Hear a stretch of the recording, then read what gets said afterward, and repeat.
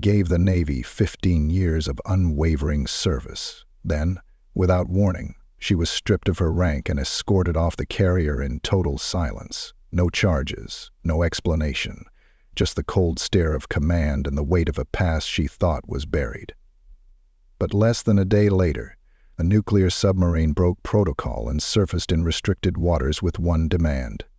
Her. What secrets were they trying to erase? And who's really pulling the strings behind closed doors? Before we dive in, let us know in the comments where you're tuning in from, and be sure to hit that subscribe button, because tomorrow's story will shake everything you think you know about justice, loyalty, and the price of silence. Commander Kelsey Lambert stood alone in her quarters, the zipper of her flight suit half undone, her back to the closed steel door. Her hands gripped the sink basin, knuckles white beneath the fluorescent hum of the overhead light. She hadn't been called like this since Kandahar. The kind of message where protocol vanished and instinct took over. The voice of Lieutenant Commander Mason Greer had been calm, but too calm. "Admiral Pike has landed. He wants you in the briefing room, now. No reason given, no delay permitted." She secured her collar, smoothed her short brown hair into its tight regulation knot, and stared at her own reflection. It didn't blink back. Her face, lined with the kind of wear that never shows up in official portraits, gave nothing away. She straightened, turned, and walked out without a word. If this was it, she'd meet it head-on. The passage to the briefing room felt narrower than usual, metal walls closing in like a vice.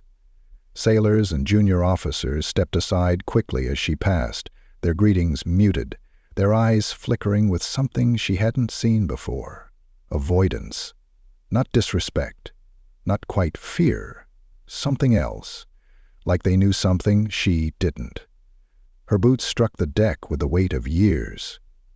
The USS Resolute was more than just steel and ordnance. It had been her command, her crucible, her cathedral. At the hatchway, 2 Marines stood with shoulders squared and expressions carved from stone. They didn't salute. They simply opened the door.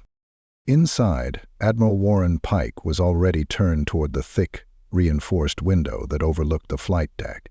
The man hadn't aged in 10 years, not in any way that mattered. Gray at the temples, but sharp-edged and poised, like a scalpel you'd forgotten was still in your chest.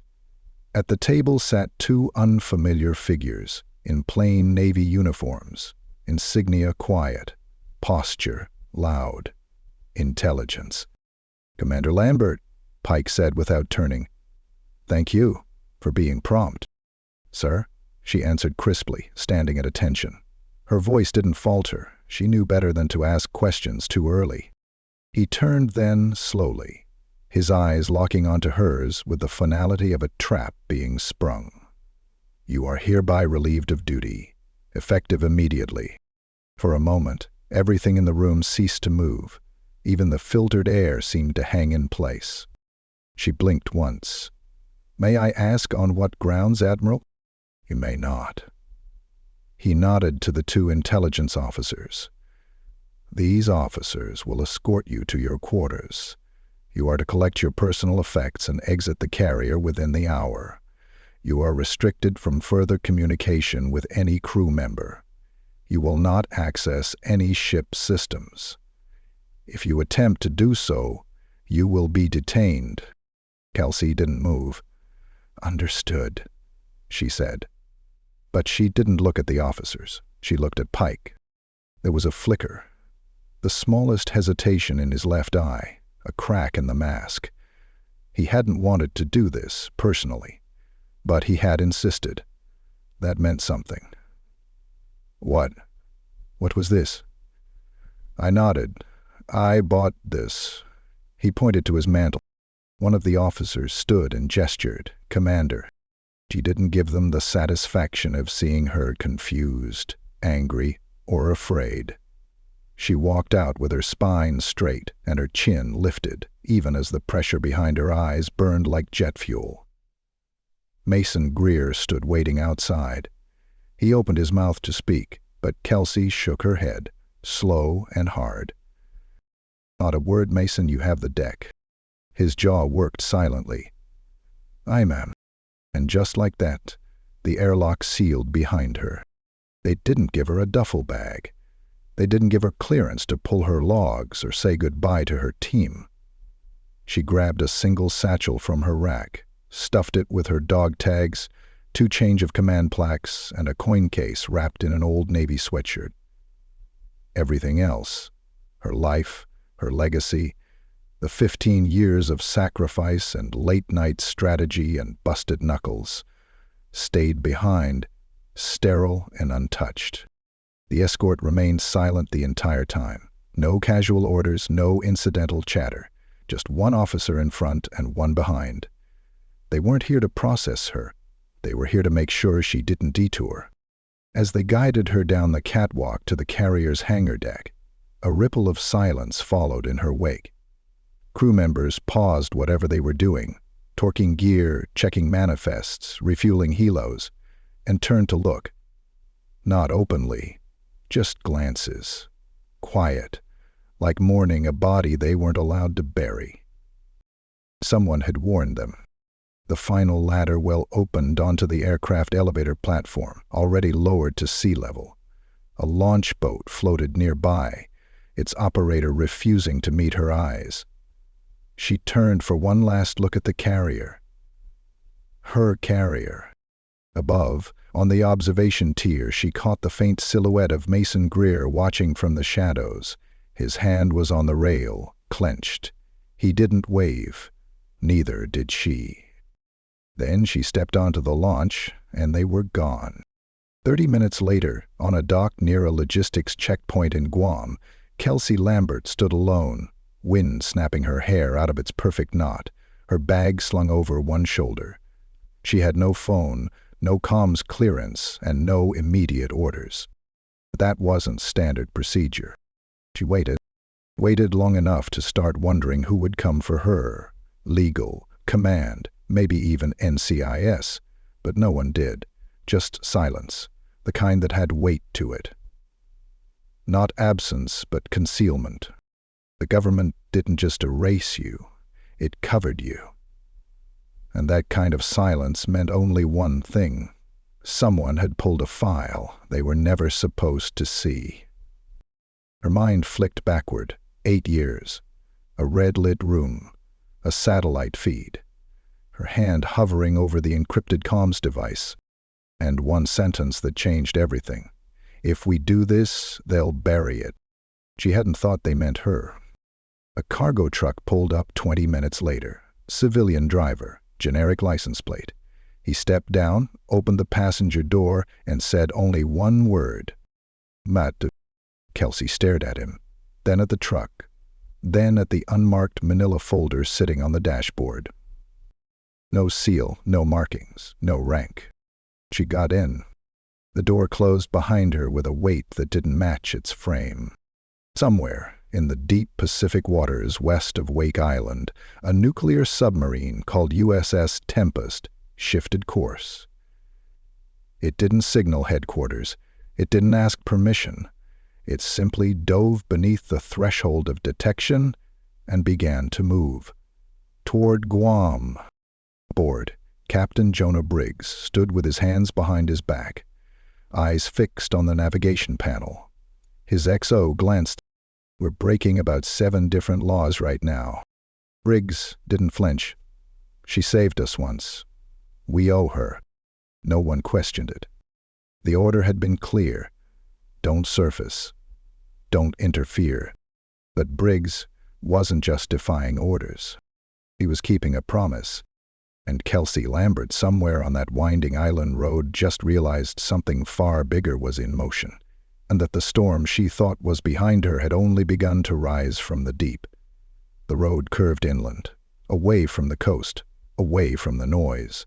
No signs, no coordinates, just a rising incline lined with volcanic stone and swaying palms, like nature itself had conspired to obscure whatever waited at the end. Kelsey sat silent in the passenger seat of the truck, the unmarked folder still unopened in her lap. The man driving hadn't spoken since they left the port. He didn't need to. He wasn't here to explain. He was here to deliver. The tires crunched gravel as they turned into what looked like an abandoned supply depot. Chain-link fencing wrapped in rusted barbed wire framed the perimeter. A dilapidated Quonset hut sagged under the weight of time, its corrugated roof a patchwork of salt-eaten steel, but Kelsey wasn't fooled. She knew this kind of place. Forgotten on purpose, registered nowhere, equipped with more surveillance than a fleet base, the kind of place built to be burned if the wrong person ever got curious. The driver cut the engine. Kelsey didn't move. "You'll go in alone," he said without looking at her. "Take the file." She opened the door and stepped out. Heat shimmered off the ground, and the air was thick with humidity and tension. The folder in her hands felt heavier now. Inside the hut, the light flickered to life as she entered, motion signatured.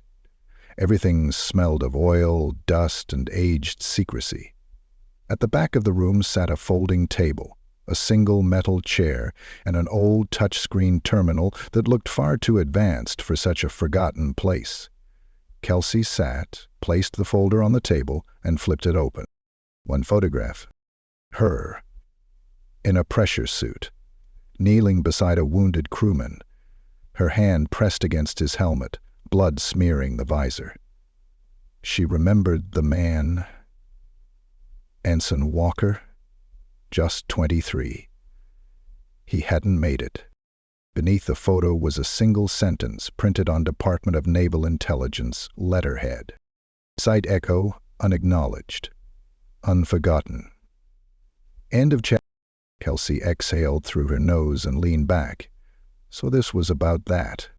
8 years ago, long before she'd made XO, let alone commander, she'd been attached to a research liaison role no one wanted. Deepwater Station, code name Site Echo.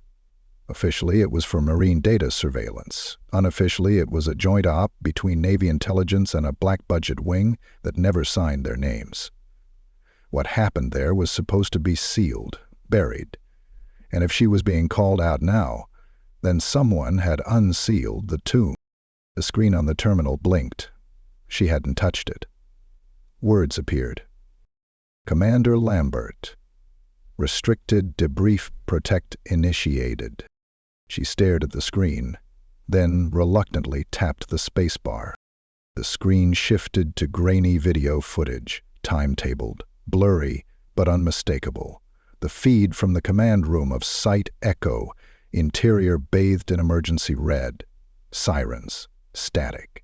And then the voice she hadn't heard in nearly a decade. "Lambert, it's going to breach containment. Override the grid now or we lose the chamber." Kelsey felt the air suck out of her lungs. She didn't need to watch the rest. She remembered every frame. There'd been a malfunction. At least that's what they called it. But even now, she wasn't sure what had failed first. The power array, the containment core, or the humans in charge. She'd made a decision without approval. She'd triggered a hard shutdown on the comms uplink and severed contact with the oversight handlers. They called it insubordination. She called it survival. And when the incident ended, she was told to forget everything. Walker's death was classified. The logs were sealed. Her transfer back to Surface Command was quietly processed within a week. She'd never spoken of it again, not even to Mason. Especially not to Mason. The terminal flickered off on its own. A few seconds later, the door behind her opened. It wasn't the driver. Jonah Briggs stepped inside, wearing civilian khakis and a tactical undershirt. His presence hit like an echo she hadn't realized she'd been bracing for. Taller than she remembered, a few more lines on his face, but the same calm in his expression, the kind of stillness that always came just before something detonated. "Didn't expect it to be you," she said. "I figured you'd say that," Briggs replied, closing the door behind him. "Didn't expect you to still be alive, either." She narrowed her eyes. "That's funny. I was just about to say the same." They stared at each other for a beat, memories pressing through the silence like a rising tide. "You ran the fail-safes," he said, voice low. "You locked down Site Echo and cut the uplink. That's why I'm still walking." Kelsey folded her arms. "And why Walker isn't." Briggs looked down. "That wasn't on you. He would have died either way. The system failed. You didn't." She looked away. The guilt hadn't faded with time. It had simply learned to live in her bones. "So what now?" she asked. "I'm stripped of rank, marched off the deck in front of my crew. Nobody will say why. And 20 hours later you surface a nuclear sub in restricted waters like you're rescuing a hostage. What the hell is going on, Jonah?" Briggs stepped forward, placing a small encrypted drive on the table. 3 weeks ago, someone accessed the black vault that held Site Echo's archive. 2 hours after that, a memo was sent to Fleet Command. Anonymous sender, flagged red priority. Subject line said only one thing: Lambert's decision. She blinked. "Someone leaked it?" "Not exactly." He looked around as if the walls could still hear. "It wasn't leaked. It was activated, like a kill switch. Whoever programmed that message tied it to the archive access." "Meaning?" "Meaning," he said, "your name was always the tripwire." Kelsey's stomach turned. "Why?" "That's what I'm trying to find out. But someone wanted you erased before the question could even be asked. And if I hadn't brought the Tempest in when I did, you'd be halfway to a black site with no ID and a clean slate of fingerprints." Her jaw clenched. "This goes higher than Pike." He nodded. "Much higher, but Pike followed the order." Of course he did. Jonah pulled out a folded sheet of paper and slid it across the table. She opened it. "Ordnance, not oceanic. Land-based, somewhere in Micronesia." "What's there?" she asked. "A relay station. Off book. It was supposed to handle data from Site Echo before we scrubbed the network, but something went dark there 2 days ago. And I think that's where they're hiding whatever's left." Kelsey exhaled through her teeth. "You want to go back. I want to finish what they buried." She looked at him for a long time, thought about the look in Admiral Pike's eyes, the coldness, the precision, the distance between duty and loyalty. Then she stood, pocketed the drive, and picked up the file. "I'm not doing this for them," she said. Briggs gave a half-smile. "Didn't think you were." Outside, the sun was beginning to fall behind the treetops, casting long shadows across the compound. The wind was different now. Sharper. Tense. As Kelsey stepped back into the truck, she understood what they were really facing. It wasn't just about Site Echo. It was about everything they weren't supposed to remember. And someone was afraid that she still did. The sea had turned black under the weight of night, a fluid mirror of stars broken only by the wake of the incoming vessel. 2 miles off the southern fringe of Guam, the water stirred unnaturally, parted not by storm nor ship, but by something that had no business surfacing there. A low, seismic groan rippled through the depths. Then steel breached the waterline. A predator rising where none had been expected. The USS Tempest, a Virginia-class nuclear submarine, emerged in complete silence, the sheen of seawater pouring off her hull like molten glass. Her conning tower rose high into the moonlight, gleaming beneath the stars. No signal sent, no transponder lit, no permission requested. She had come in defiance of command. Jonah Briggs stood at the tower hatch, wind cutting through his uniform, hair damp from salt spray. His eyes scanned the dark horizon, waiting. He knew the response would come fast. Satellites, patrols, maybe a drone flyover in under an hour. But that was the point. It needed to be seen. The Tempest was here for one reason, and the message had to be impossible to ignore. Inside, the crew worked with the calm intensity of those who understood exactly what line they were crossing. Lieutenant Commander Eli Maddox, XO of the Tempest and former systems analyst for Naval Strategic Operations, stood at the forward comm station, monitoring for any pings or intrusion attempts. So far, silence. But the kind that came before thunder. "You expecting them to hail us?" Maddox asked. Riggs climbed down into the control room, closing the hatch behind him. "No. They'll send a ghost ping, then follow with a classified scrambled channel we're not supposed to be able to decrypt." "But we can." Riggs nodded. "Yeah, we can." Maddox leaned in. "What if they tell us to stand down?" "They..." Riggs met his eyes. "We don't." Kelsey Lambert was waiting at the edge of a private airstrip, wind tugging at the hem of her tactical jacket. A black SUV had dropped her off without a word. She hadn't been told where she was going, just handed a sealed envelope with coordinates and the phrase, "Proceed without delay."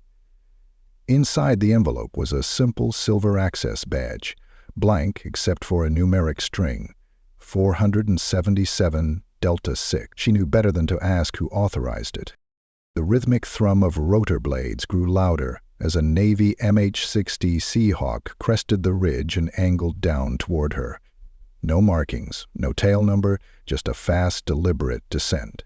The crew didn't disembark. The side doors slid open and a hand reached out. "You Lambert?" She nodded once and climbed aboard. The pilot, face obscured by a tinted visor, turned just slightly. "Hold on." The Seahawk lifted into the night sky, skimming over water at low altitude, evading radar by flying below the sweep. Kelsey sat in the rear cabin, gripping the seat harness as the island fell away behind them. She didn't ask where they were going.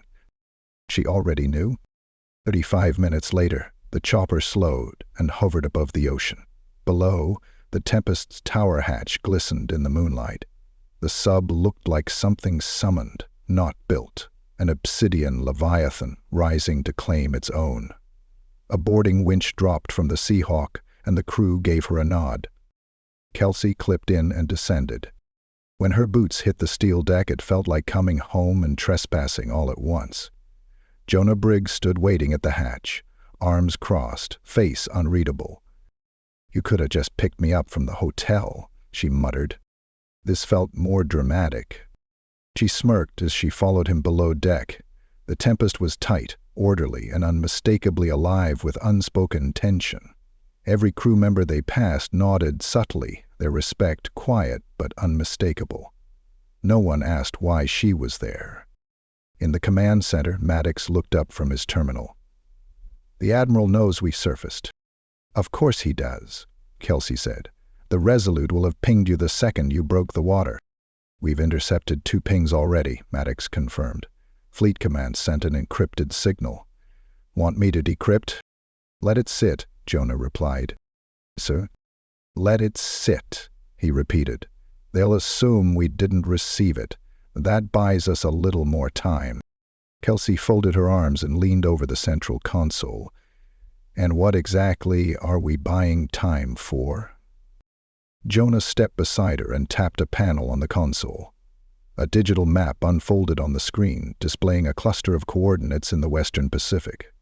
One was highlighted in red, Isla Vanta, a classified installation masquerading as an abandoned comm station. She knew the name from the file he'd given her.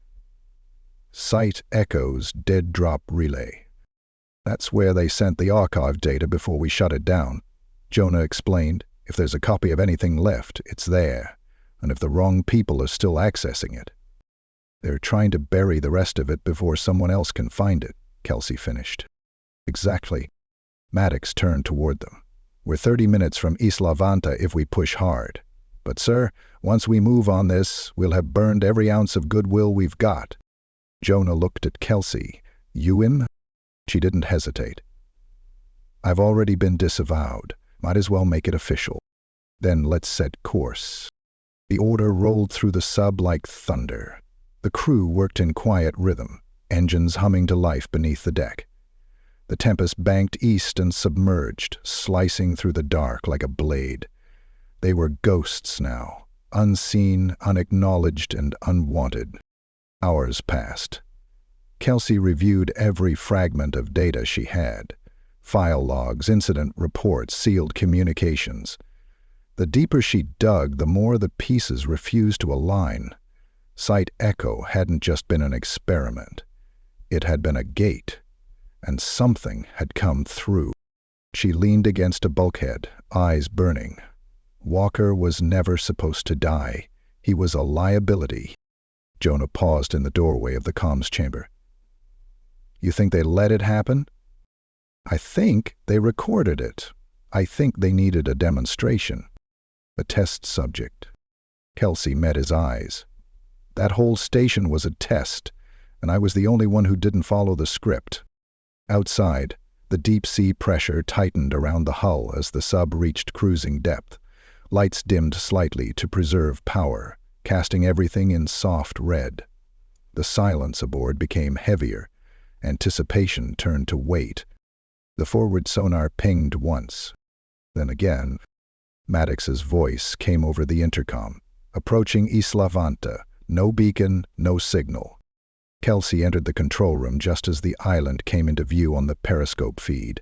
No lights, no heat signatures, just a jagged strip of rock jutting from the sea. The landing pad was cracked, the main structure covered in vines and rust. But the door to the main comms bunker? It was open. She narrowed her eyes. "Someone's already there?" Briggs didn't flinch. "Gear up. We go in together." As the Tempest held steady below the waves, prepping a team for shore insertion, Fleet Command issued a final coded signal. "U.S. Tempest return to station immediately. Mission classified. Actions deemed rogue. You are ordered to stand down." Maddox read the message aloud, then looked at Briggs. "We ignoring that one too?" Jonah glanced at Kelsey. She didn't speak. She didn't need to. He turned back to Maddox. "Yeah, we are." And somewhere inside the open door of Isla Vanta, something was waiting. Salt spray kissed the side of the Zodiac as it skimmed across the black water, engines low, wake tight. The inflatable boat cut toward the jagged silhouette of Isla Vanta like it had done it 100 times before. But for the 5-man team aboard, including Kelsey and Jonah, this was no routine insertion. The silence wasn't strategic, it was survival. Radios stayed dark, weapons slung low but ready. Every second was calibrated to reduce the chance that someone, or something, was already tracking them. As the shore neared, Kelsey adjusted her headset, though there was nothing to hear.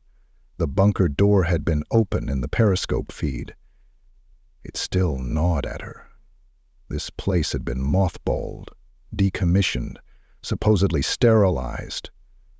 There should have been no access, no heat signatures, no anything. Jonah, seated beside her, scanned the cliff face with binoculars, mouth tight. "No sentries, no movement. But there's no degradation on that main antenna. That thing's supposed to have been offline for years." Kelsey didn't reply. She was focused on the entrance, the gaping black mouth in the bunker wall ahead. Metal reinforced, 3 feet thick, meant to withstand both sabotage and denial strikes. She'd seen doors like that before, usually on facilities where the people inside weren't supposed to ever leave. They made landfall in total silence, boots sinking into sand that gave way to uneven concrete. The island smelled of rust, stale oil, and moss. It wasn't lifeless. It was just waiting. Maddox gave the hand signal, "Advance." The team moved up the overgrown path toward the main entrance, steps light but steady. Every shadow stretched too long, every gust of wind felt a second too late. The jungle pressed in from all sides, overgrown and thick with decay. Nature had started reclaiming the edges of Isla Vanta, but the center, the core, that had remained untouched, like the island knew not to interfere. Kelsey reached the main door first. It stood open exactly as it had in the feed. No damage, no breach marks, just open. An invitation without a host. She flicked on her tactical light, and the beam cut through the dark like a razor. The bunker yawned in front of them, a tunnel carved in steel and anchored in paranoia. It was cooler inside, dry and unnervingly still. They moved inward in a diamond formation, careful not to disturb anything. The air changed with each step, not in temperature but in tone, as if crossing thresholds between secrets. They reached the first checkpoint, a secondary blast door sealed and deactivated. A motion sensor above it blinked green. Maddox swore under his breath. "That sensor's active. System still got power." Briggs ran a hand across the console near the doorframe. "No outside source. Must be internal batteries." 8 years later? They're either military grade or someone's been maintaining them. Kelsey knelt and traced her fingers across the floor where faint drag marks trailed into the hallway ahead. Not footprints, not combat scuffs. These were slow, deliberate, like something heavy had been moved through here recently. "Forward," she said, standing. "But we're not alone." The next room was the operations center. Once it had been the nervous system of the installation. Screens, consoles, server racks, the whole infrastructure of covert communication. Now the monitors were dead and the walls lined with dust. But one thing stood out. The chair at the central console had been turned. Not knocked over, not abandoned in haste, just turned, as if someone had been sitting there, watching. Jonah stepped forward, checked the monitor connections. No signal, but someone accessed this panel recently. Kelsey swept her light across the desk. A fingerprint smudge marked the corner of the console. Fresh. Too fresh. And she saw it. Wedged between two panels was a small flash drive. Matte black. No logo, no tag. She didn't touch it. "Eyes on this," she said. "This wasn't here by chance." Briggs pulled a Faraday pouch from his chest rig and secured the drive without contact. "We get back to the Tempest, we decrypt this." "Not before." Maddox nodded but didn't speak. He was focused on something else now. An object against the wall behind the server bay. A locker. Small. Locked with an analog clasp. Kelsey moved beside him and flipped it open. Inside was a precious suit. Navy issue. Dated and blood-stained, folded with care. She froze. "That's Walker's suit," she said quietly. Jonah moved to her side, expression clouding. The last time she'd seen that suit was in Site Echo. It had been carried out behind her, the blood still wet. It was supposed to have been incinerated with the rest of the contaminated gear, yet here it was, preserved, like evidence. "How the hell would they keep this?" Maddox asked. "Insurance," Jonah answered. "Someone wanted a fail-safe." Before anyone could respond, a low mechanical hum filled the room, a deep droning pulse that vibrated the walls. The team turned, weapons up, lights flickered overhead. Then the sound stopped. Kelsey's radio earpiece crackled to life. "Tempest to shore team. Be advised, unidentified aerial drone spotted 5 clicks north, holding pattern, not responding to hails." Briggs keyed his comms. "Copy. Do not engage. Begin evasive drift eastward. Silent, running." "Understood." Kelsey exchanged a glance with Jonah. "That drone isn't just here to monitor. They're confirming we made landfall." Briggs nodded. "We'd been tagged." "We need to exfil now," Maddox said. Kelsey looked once more at the folded suit, then back at the flash drive secured in Briggs' pouch. "We've got enough." They withdrew in silence, moving back through the bunker with weapons high. The Hume didn't return, but it never fully left either, like it had embedded itself in their bones. By the time they reached the Zodiac, the wind had shifted, the sea was choppier, the stars obscured behind low-moving clouds. Jonah cast one last look at the island. They left the door open on purpose. Kelsey didn't ask who he meant by they. She already knew. Back aboard the Tempest, the sub submerged without ceremony, fading into the depths as radar pings began to scatter across the perimeter. Maddox tracked them in silence. 7 pings. 3 air.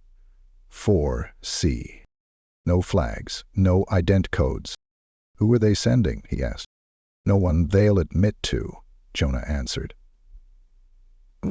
In the encryption chamber, the flash drive sat inside a triple isolated bay, running through a decryption sequence. Kelsey watched the data trickle through. First, incident logs. Site Echo Power Core Diagnostics, internal communications flagged for command eyes only. Then, video. Low-res, jittery. A feed from Walker's helmet camera, the final 20 minutes of the containment breach. At the 5-minute mark, everything changed. The lights in the video didn't just flicker. They bent. Shadows moved against angles that didn't exist. A sound, high-pitched, almost human, cut through the comms. Then a voice, one Kelsey didn't recognize but had never forgotten. Terminate the transmission, do not allow egress. And then Walker screamed. The feed cut to static. Kelsey's heart slammed in her chest. What was that? Maddox asked. Jonah didn't answer right away. He looked at Kelsey. That's what you stopped. That's what you sealed off.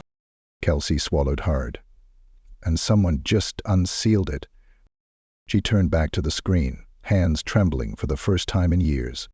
They hadn't come this far to uncover a secret. They had come to find out who still remembered it, and why. The red lighting in the Tempest's command center pulsed low and steady, casting long shadows across the tight walls and hard faces of the crew.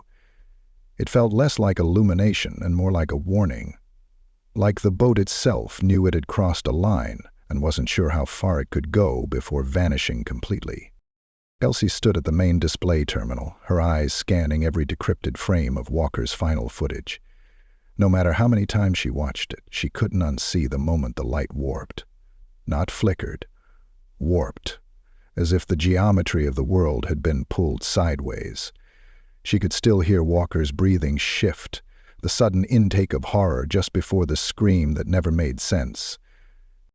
Maddox leaned over the second console, muttering as he translated bursts of corrupted metadata. There's a subdirectory in here marked Shima 9. It's tethered to a command log from Naval Research Division Omega. Briggs looked up sharply from the helm station. Omega? That group's not even acknowledged outside of SecNav briefings. They're not supposed to exist, Maddox replied. But here they are, logging shutdown commands that never actually executed. Kelsey's voice was low. That's because I cut them off mid-transmission. They were trying to override the fail-safes in real time. Briggs crossed the room, eyes scanning the feed with a veteran's caution, which means whatever happened at Site Echo wasn't an accident. They were pushing it beyond containment thresholds. They wanted to see what it would do. Kelsey nodded, and they needed a clean incident to make it disappear. Maddox sat back, his voice dry. That clean incident was supposed to be you. The room went still. Outside, the Tempest slid deeper beneath the Pacific, quiet as a shadow, but it could no longer hide.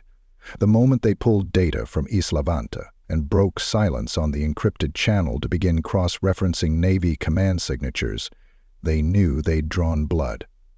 They could almost feel the satellites pivoting, the analysts waking up from whatever quiet, comfortable illusion they'd lived in. Jonah moved toward the secure comms bay.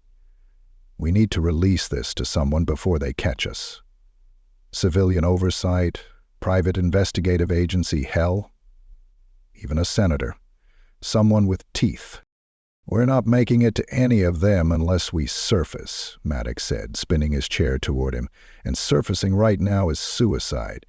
We've got a fast-moving destroyer on intercept and at least 2 subs tailing us from different vectors.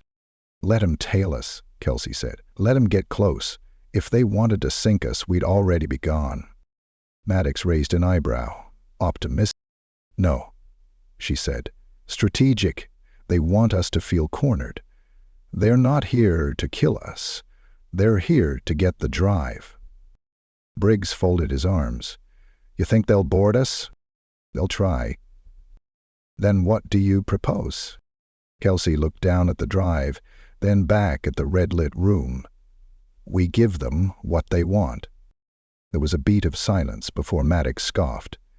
Excuse me? Not this drive, Kelsey clarified. A duplicate. Enough to look real. Let them think they retrieved it from a sabotage effort. We fake a breach, let one of their recovery teams intercept a fake extraction pod. Briggs slowly smiled. A shell game. Exactly. While they're dissecting junk code and filler data, we get the real payload to someone outside the system. Who? Maddox asked. Everyone's compromised. Even the fleet command channels are just extensions of the same machine. Kelsey didn't hesitate. Laura Emmett, civilian defense analyst, used to work Senate subcommittee on black budget programs. I debriefed with her once in D.C. before Site Echo.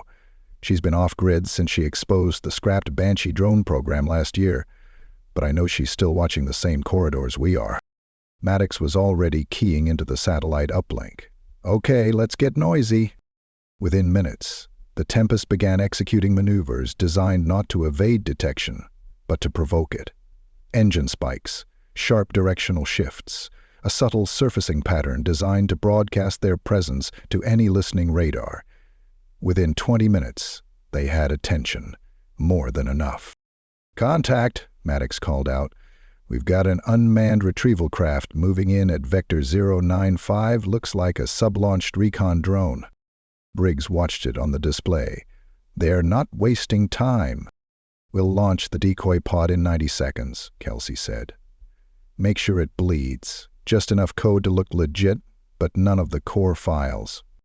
Briggs gave a half laugh. You always this good at lying? Only when I'm telling the truth at the same time. They launched the pod. A sealed titanium canister, heat-scarred to suggest a reactor breach, ejected from the port side bay and drifted upward toward the retrieval drone. Within minutes, it was swallowed whole and vanished from sonar range. Kelsey turned back to Maddox. Now we wait. The tension aboard was unlike any engagement the crew had trained for. No weapons fire, no alarms, just silence, broken by the constant awareness that they were puppets dancing across someone else's chessboard, and had just flipped it over. An hour later, a quiet chime sounded from the encryption terminal. Inbound message, civilian channel. Maddox leaned forward. It's Emmett.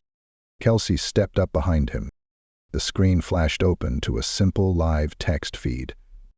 Confirmation received. I believe you. I'm not the only one. Stay ahead of them. And remember, there were 9 sites. Echo was just the first. Kelsey felt the floor tilt beneath her, even though the sub hadn't moved. 9? Maddox whispered. There were 9 Echo-class sites? She's not lying, Kelsey said. It explains the redundancies we saw in the uplink logs. They were never trying to contain just one anomaly. They were building a network.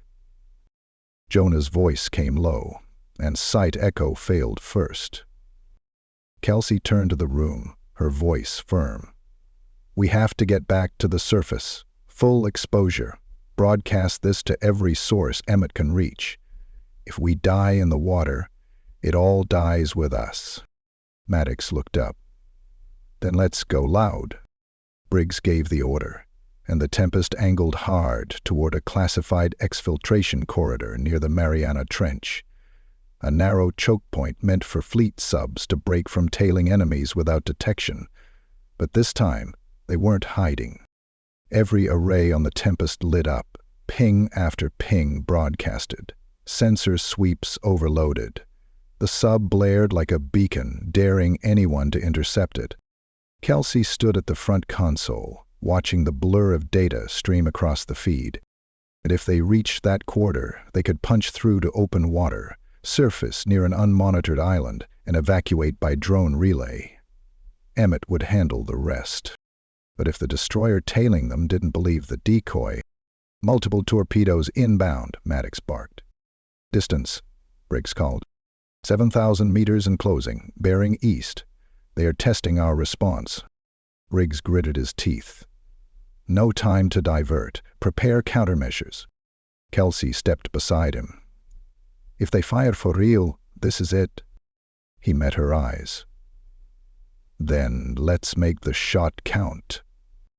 Torpedo locks lit up across the sonar display, and then silence. The pings stopped. No launch signature, no detonation.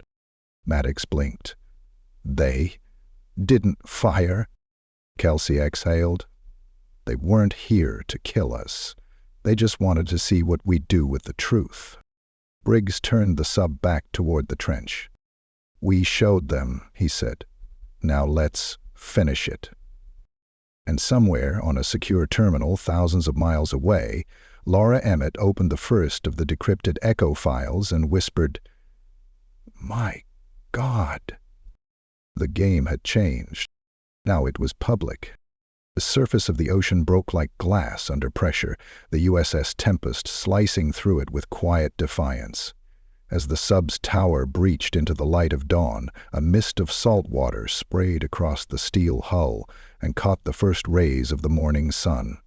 The Pacific was calm now, deceptively serene, and for the first time in days, no pings echoed in the crew's ears.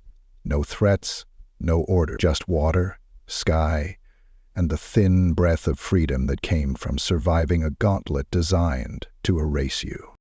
Inside, the crew remained at stations, tense but focused. They had surfaced 3 nautical miles off a civilian scientific relay buoy, unmonitored, unarmed, and under the jurisdiction of an independent oceanographic institute, a perfect blind spot. The last one they had. Kelsey stood in the forward compartment, watching the open horizon through the narrow periscope slit, even though they were fully surfaced. Her shoulders carried 15 years of loyalty and the last 3 days of betrayal, but there was clarity in her now, the kind that only came from stepping fully outside the machine and still choosing to do what was right.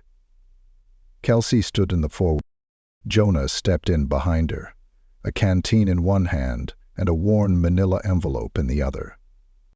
"Here," he said, handing her the envelope. She turned it over in her hands. "What is it?" "Final piece of the backup Emmett decrypted last night," he said. "She's already disseminated the files. Media outlets, think tanks, independent watchdogs. The damage control machine tried to suppress it, but it's too big now. Too many pieces, too many channels. It's everywhere." Kelsey opened the flap slowly and pulled out a single photo. Black and white, low resolution, time-stamped almost 9 years ago. It was of the first containment core at Site Echo, not post-breach, but during the live test. Standing next to the equipment was a cluster of officers. At the center stood Admiral Warren Pike. She stared at it for a long moment. He was there. "From the beginning," Jonah said. "He oversaw the trial data personally. When the breach started, he authorized the remote override." Kelsey's voice dropped. "He tried to kill us to protect it." Jonah nodded once. "Now the world knows." Silence stretched between them as the sub rocked gently beneath their feet. The kind of silence that wasn't fearful, but finished. A silence earned. Maddox's voice came through the intercom. "Commander Lambert, we have visual confirmation. Civilian drone boat inbound. Non-military." Kelsey raised an eyebrow. "Already?" "She moves fast," Jonah muttered. "I told you Emmett wouldn't let this go halfway." They made their way to the top deck as the crew prepared for evacuation. The drone boat, a sleek, solar-powered skimmer fitted with encrypted storage bays and a satellite uplink, pulled alongside the Tempest. It bore no markings, no country's flag, just clean hull work and purpose. From a compartment on its side, a panel opened, revealing fresh uniforms, encrypted communications gear, and sealed ID packets, all civilian, all fresh starts. Briggs handed Kelsey one of the packs. "She made these for us. Full aliases. Civilian protection guarantees. Safe houses in 3 countries. Kelsey held the packet but didn't open it. "I'm not running," she said quietly. Briggs watched her carefully. "Kels, you just tore the lid off one of the most classified projects the Navy ever buried. You're not safe. I'm not invisible either. I can't let this be the end of the story." He shook his head. "You're not going to testify. They won't let that happen." "I don't need to testify," she said, stepping to the edge of the sub and looking out over the calm ocean. "I just need to stand in the daylight. Let them see I'm still here." He exhaled, quiet admiration tucked behind his worry. "You always were the stubborn one. Kept us alive, didn't it?" He gave her a crooked smile. "Barely." A moment later, Maddox appeared from below deck, holding a small device. "Emma's team is patched in. She wants to speak to you." Kelsey took the comm, stepping away from the others. Emmett's voice crackled through, calm and sharp. "You did it. It's everywhere. We've confirmed exposure across 6 countries. Dozens of whistleblowers are coming forward now. You were the match." "I'm not done," Kelsey said. "No," Emmett replied, "but now you don't have to do it alone." Kelsey looked out toward the horizon, toward the slowly growing blue above the sea. "What happens to Pike? Internal Affairs can't protect him anymore. Congress is launching an inquiry. He'll be called to testify. They're not going to be able to bury this one." Kelsey didn't answer. She just breathed. Emmett paused, then added, "You could disappear, you know. I can make that happen. Clean slate, clean trail." Kelsey shook her head. "I don't want clean. I want truth." The line went quiet. Then Emmett said softly, "Then I'll make sure it follows you." The drone boat lowered a boarding ramp, and one by one the core crew of the Tempest began transferring vital equipment and data to the onboard systems. Briggs oversaw it all, his voice steady, his eyes distant. He wasn't just thinking about what they'd done. He was thinking about what came next. Kelsey stood beside him as the last crate was secured. "We'll meet again," she said. "Not if I can help it," he joked. She gave him a small smile, then held out her hand. He took it, firm, final. As the drone boat drifted away from the Tempest, Briggs returned to the conning tower and gave the order to submerge. The crew followed without hesitation. The submarine dipped slowly beneath the waves, disappearing into the deep without fanfare, like a ghost returning to the world it understood. Kelsey turned her face toward the wind. The drone boat sped forward, carving a line across the ocean toward the edge of U.S. maritime waters. No tail, no signal lock.